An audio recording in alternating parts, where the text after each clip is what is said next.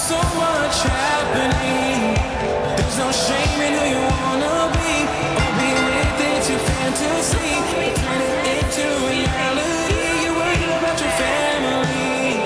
Scared of what you think they'll say. Let's leave opinions in yesterday and go live in ecstasy.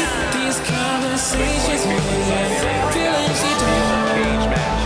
This isolation is let me explain this to you. Niggas can be gay too. Whether you like it or you love it, whether you're kissing or you're touching, the right or left, I know you love it. Niggas can be gay too.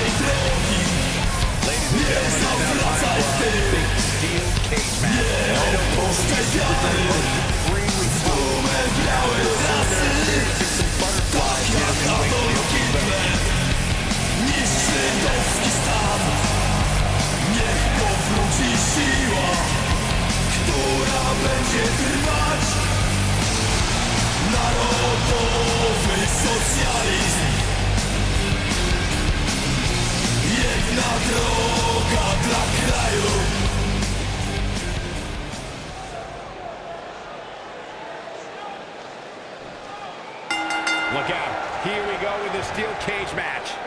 The only thing that would make this match more enjoyable to watch would be if I was calling it without you two bozos interrupting me. He's displaying classic offense here.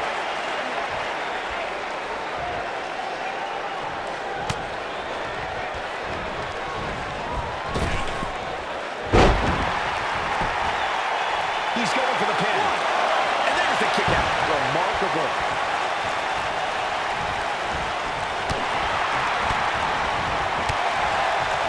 Drop by clothesline. Look at this. And what moves. Unbelievable power.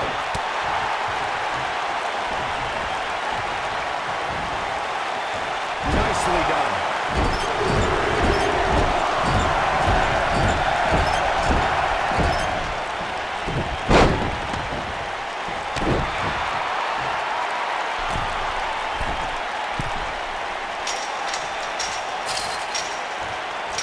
Nice move. Well executed. Looking like himself here. He's going to want to make sure this doesn't snowball out of control. This is all part of the process, guys. He knew he would take on some offense here today. He just has to make sure he keeps it to a minimum. That's a great example of a highly efficient and highly effective strike. What placement. According to historians, the twisted metal that we see as part of steel cages today dates back 80 years. To settle a dispute between competitors Jack Bloomfield and Count Pietro Rossi, the two met inside a ring surrounded by chicken wire. At first, these types of matches were referred to as fence matches. He's just so dominant. This is a level of destruction no one was expecting. Corey, you gave us an impressive history of the origins of the steel cage match. I'd like to point out to our viewers that from the 1960s to the mid-1980s, chain link fences were used to enclose the ring for WWE steel cage matches. The superstar could win by pinfall submission or by exiting the cage through the cage door or climbing over the top of the cage. We should also point out, Michael, that the way to win a steel cage match can vary by big move coming. Wait for it. When did you hear that? What impact. But he's got to capitalize now. That'll knock you silly, that's for sure. He hits the clothesline. He's making a statement here with this attack. And he lands the leg drop. I think this is the beginning of the end. One after the other. It's devastating. Is it enough, though?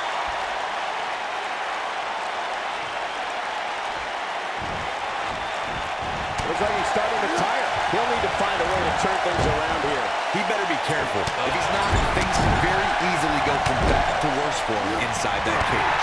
A very crucial part of the match for him here. He simply cannot let his opponent gain too much momentum. A piercing strike.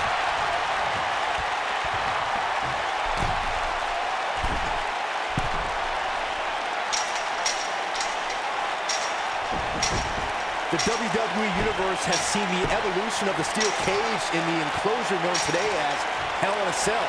The first time an enclosed cage was seen was in October of 1983 in the last Battle of Atlanta. The enclosed cage was seen a few years later in the War Games match from the NWA. There were even cages stacked on top of each other, like WCW's Tower of Doom. Nobody controls the pace of a match quite like this guy. Byron, we talk about the progression of steel cage matches and the type of structures that have been spawned from them. I need to point out that some cages have been electrified. One was made from bamboo in the form of a Punjabi prison match. And of course, the Elimination Chamber with glass pods and steel doors. He survived the cage. Got it. You have to think that's it. That's it. It's over. It's over. The tension, the drama,